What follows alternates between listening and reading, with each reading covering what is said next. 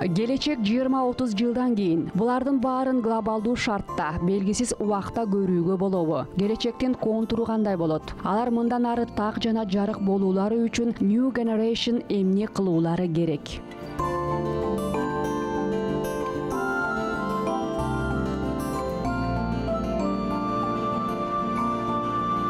Өз жөндөмүнө ылайык иш тапкан адам. Илим агымындагы өмүр. Мне кажется, не найдется такого человека, у которого не будет личных мотивов не заниматься онкологией. Менимче, жекече эсеби жок онкологияга иштегени барган эч кандай адам табылбайт болуш керек. Анткени залалдоо шишик жашарып бара жатат. Из жизни из-за рака. Менимче, ар бирибиз рактан улам жакырчылык менен коштошкон адамдарды билебиз. Мен өзүм 2 атамды жоготтум. Эгерде бир атамды жаш кеткендиктен жакшы эстей албай калсам, экинчиси менен чогуу өстүм. Ал тирүү эле жаныбызда жүрчү. Анан бир күнү эле ооруду. 3 айча оорудуго. Анан өтүп кетти. А потом хоп, и я не знаю, сколько, 3 месяца, наверное, он сгорел. Зарина Саудбаева, биомедик, Назарбаев университетинде сабак берет. Улуу Британиядагы Манчестер университетин аяктады. Анын изилдөө жүргүзгөн илимий кызыгуулары онкология менен байланышкан. Ал онкологиялык ооруларга каршы күрөшкөн эл аралык уюмдун мүчөсү. Казакстандын 100 жаңы жүзү улуттук тизмесине кирген. Я родилась и выросла в городе Кустанай. В семье педагогов. Мен Костанай шаарында педагогтун үй бүлөсүндө төрөлүп өстүм. Чындыгында дарыгер болом деген оюм бар эле. Мектепте жакшы окудум, кыйналчу эмесмин. Анан алтын белгиге бардым. Болошак стипендиясына тапшырдым. Баскыч-баскычтардан өтө отуруп, акыры стипендиатор тизмесинен өтүп, өзүмдүн фамилиямды көрдүм. Ошол көз ирмемде абдан бактылуу болгом. Ата-энеме сүйүнчүлөдүм. Анда мен 19 жашта болчумун. Адистик боюнча мен өзүм чечтим. Мага ата-энем тараптан басым болгон жок. Анткени биз бала кезибизден эркин чоңойдук. Атабыз дайыма бизге ар бир кабыл алынган чечим үчүн сен өзүң жоопкерчилик аласың. Эртеңки күнү ата, сиз күнөөлүүсүз деген сөздү дагы айтпашыңар керек деп көп кайталачу. Үй бүлөдө ар ким өзүнө жекече чечим кабыл алат жана ал үчүн жоопкерчилик алат. Каждый несет за это ответственность.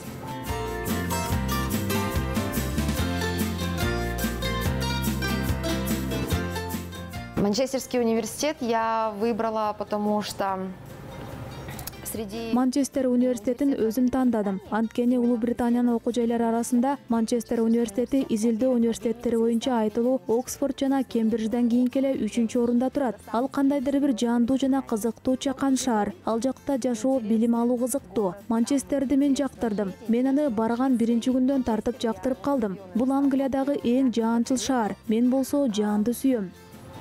Там это самый дождливый город Англии. Вот, а я люблю дожди.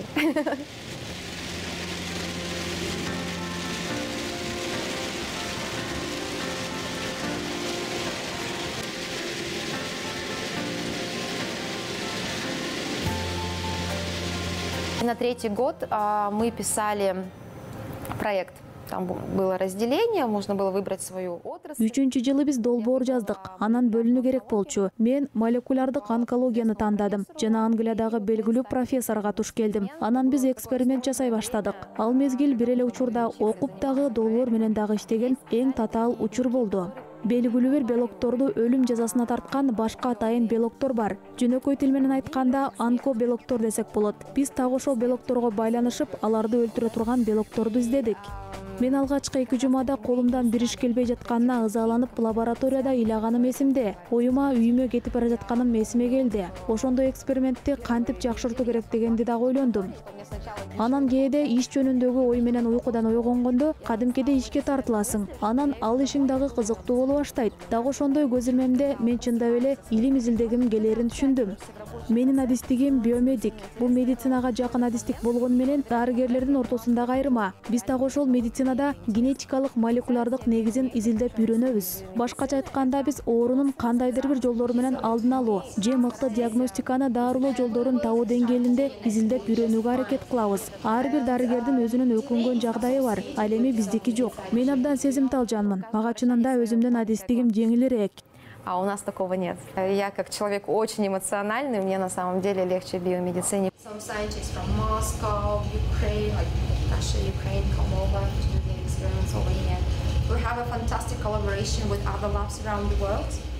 Бул жакка окутуучунун ассистенти катары келдим. Анда эч тажрыйбаң жок болгондуктан мугалимге жардамчы катары иштей баштайсың. Окутуучунун ассистенти мугалим менен кошо лабораториялык практикумду жүргүзөт. Жана аны менен катарда долбоор менен дагы иштей баштадым. That's why they have perfect students, good job.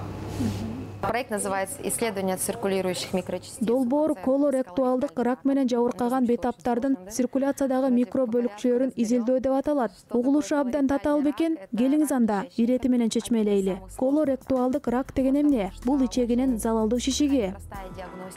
Бул залалдуу шишик оорусунун татаал түрү. Анткени дарт белгисин табуу кыйын. Адатта бейтаптар оору өтүшүп кеткен мезгилинде 3-4 баскычында келишет. Колоректуалдык рак үчүн эрте диагностика кылуу абдан маанилүү. Колоректальный рак. Что такое микрочастицы? Это специальные визикулы, пузырьки.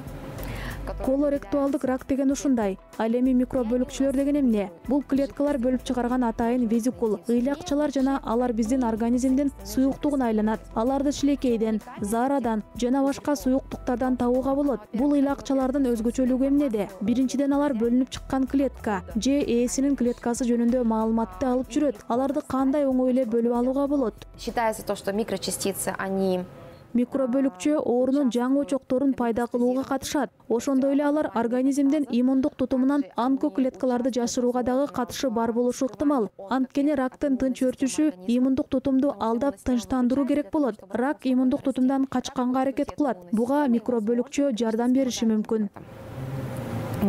Бирок кызыктуусу микробөлүкчө диагностикага дагы катыша алат. Ошондой эле алардын жардамы менен дарылоонун ийгилигин дагы караштырып көрүүгө болот. Так ушул химия дарылоо менен андан ары оору кандай өтөрү жөнүндө божомол жасоого болот. Бүгүнкү күндө биз изилдеп жаткан иш дагы ушуга байланыштуу. Мен сиздерге биз муну ойлоп таптык, ушундай болуп чыкты деп айта албайм. Биз базалык илим менен иштейбиз. Азыр биз башталышында турабыз. Анткени биздин багыт жаңы. Негизи эле микробөлүкчөлөр 20-25-30 жылдан бери эле белгилүү. Ал эми бизге чейинки жакынкы убакытта анын үстүндө эч ким иш алып барган эмес. 30 лет. А у нас до недавнего времени никто не занимался. У нас целая команда. Руководитель у нас с Гарвардской школы медицины, Партенева Наталья Сергеевна. Бизде команда бар. Гарвард медицина мектебинен келген жетекчи Партенева Наталья Сергеевна бар. Ошондой эле бизде Воробьев Иван Андреевич жетекчи болуп иштейт. Ал мурда Москва мамлекеттик университетинде иштеген. Наталья Сергеевна бизде эң мыкты цитометрист, Иван Андреевич микроскопист. Поколение исследователей. Изилдөөчүлөрдүн улуу мууну менен жаңы изилдөөчүлөр мууну эмнеси менен айырмалуу? Дуэрлер менен синкерлер деген бар. Ишти аткаргандар жана ой жүгүрткөндөр бар. Биз ошол ишти аткаруучу болуп иштеп баштайбыз. Кол менен ишти жакшы жасашың керек. Алгач ошол ишти жакшы аткарганды үйрөнүшүң керек. Анан убакыттын өтүшү менен идеяларды ойлоп тапкан кишиге айланасың. Мисалы Наталья Сергеевна идеялардын генератору. Кээде эмне үчүн баарыбыз ошого үйрөнө албайбыз деп ойлоп кетем. Мага улуу мондун өкүлдөрү менен иштеген абдан жагат. Мага илим жагат. Мен жаңы нерселерди билүүгө умтулам. Жана бизге ошондой кызыгууга эркиндик берүүгө болот. Анан мага эксперимент кылган, маалымат алып, анализ жасаган жагат. Бул абдан кызыктуу. Данные, как-то их анализировать, это очень интересно.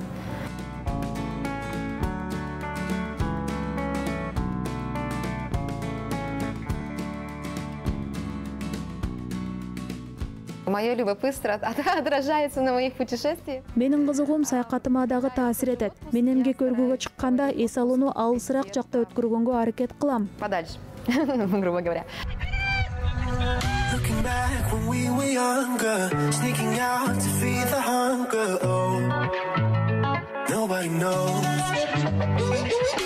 В прошлом году, в мае, Өткөн жылы май айында биз Гималайда 7 күн жүрдүк. Тоодо жашадык. Биз 4130 метрге чейин көтөрүлүп, Анапурна базалык лагерине чейин жеттик. Бул биздин трекинг болду. Ошондой эле бул менин өмүрүмдөгү биринчи трекингим болду. Ага чейин тоого барып көрө элек болчумун.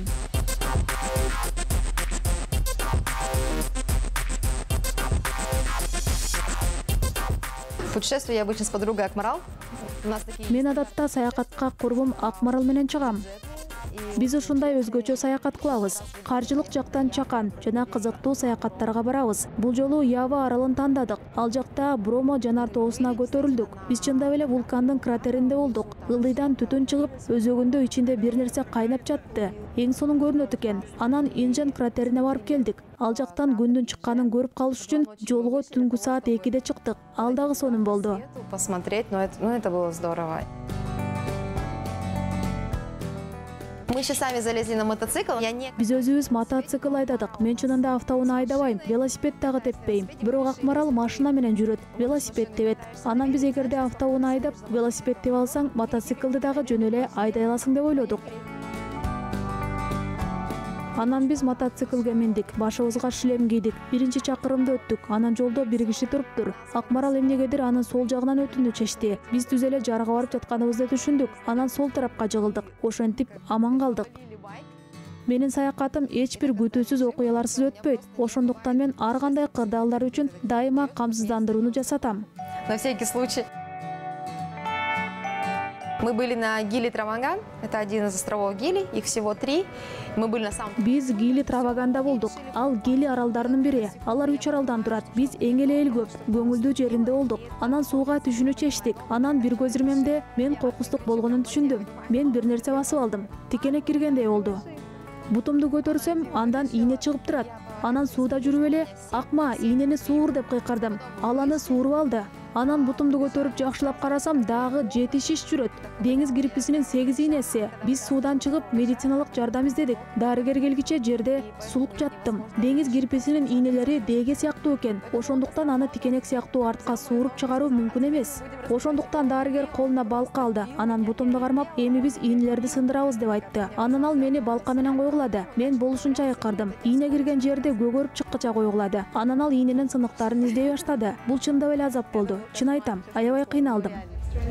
Well, you did not expect it to be like really beautiful double helix with the red and blue color, right? You did not expect it like that. Мне нравится работать с первокурсниками, потому что у них такие глаза горят, им все интересно. Но они, конечно... Биз дуэрлер моонун өстүрүп жатабыз. Алар ишти жакшы аткарып, протоколду окуй алышы үчүн. Биз аларды интернетте, протоколдордо жазылбаган ушундай ыкмаларга үйрөтөбүз. Мен аларды Англиядан, Швейцариядан, АКШдан үйрөнгөм. Мен эми ал билгендеримди окуучулар менен бөлүшүп жатам.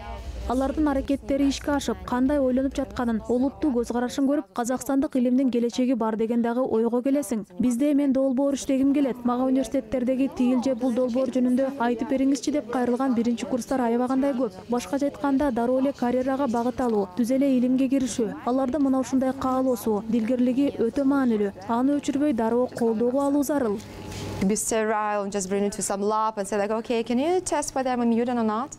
Нам нужен грамотный менеджмент. Если я работаю... Илимдеги так ошондой менеджмент бизге абдан керек. Анткени ошондо бизде сатып алуулар жол жобосу жеңилдемек. Эмнеге? Эгер мен Улуу Британияда же Штаттарда иштесем, анан бир идея жаралса, 2-3 күндө менде реагент даяр болот. Мен аны тесттен өткөрөм жана кайсыл тарапка багыт алыш керектигин түшүнөм. Мында бизде 3 айда сатып алуу эң мыкты вариант болуп саналат.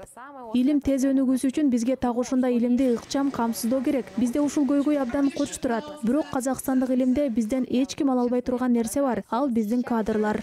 Мен илим изилдөө менен иш алып барган адамдарга чындап суктанам. Алар бизден болгонун сурап билип алышат. Алган эмес, бизде көптөгөн иштерди жүзөгө ашырышат. Бул абдан сонун. Бизде эң башкысы адам потенциалы бар. Менимче бул абдан кымбат турат. Ар ким өз максаты жөнүндө кыялданат жана алар аткарылышы керек. Ошондуктан мен адам өзү кызыккан иш менен алектениши керек деп ойлойм. Эгер ишин кызыктуу болсо, ага болгон күчүн жумшайт. Эгер болгон күчүн салып иштесе, бул сөзсүз түрдө натыйжа алып келет. А если ему давать все силы, то это принесет результат. И в этом обществе вы созидаете, вы вышли вперед. 100 жаңы жүздөр тизмеси. Эгер чынын айтсам, мен Назарбаев университетинин өкүлү катары кирдим. Бирок менимче биздин университетте иштеген илимдин кызыкчылыгы үчүн эмгектенип жаткан ар бир адам ушул тизмеге кире алат. Бул жагы чындык. Находиться в этом списке абсолютно точно. Менин бөбөктөрүм күн сайын бала бакчага менин плакаттагы сүрөтүмдүн жанынан өтүшөт. Жана Зарин эже, кутман таңыңыз менен деп салам айтышат экен.